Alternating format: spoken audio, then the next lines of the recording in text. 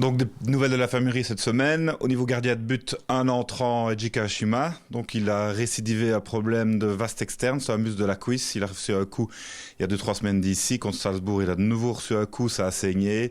Donc, le temps que l'hématome est toujours là, enfin, on l'a ponctionné 1 ou 2 fois, il ne sera pas de retour sur le terrain avant quelques jours, on espère le plus vite possible. Sortant de l'infirmerie, Guillaume Humbert, son entorse de cheville droite, pas de souci, une semaine d'entraînement sans problème. On peut considérer comme guéri. Aussi sortant de l'infirmerie, donc il a recommencé les entraînements hier, ça s'est pas trop mal passé, c'est pas 100% mais c'est pas mal, Igor de Camargo.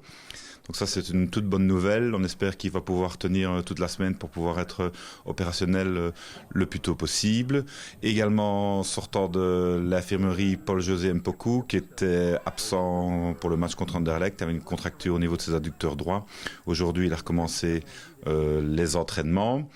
On a Dino qui avait un problème de contusion de hanche, qui avait recommencé les entraînements va-et-que la semaine passée, qui n'était pas encore physiquement au top. Cette semaine-ci, il est à 100%, donc il est tout à fait opérationnel.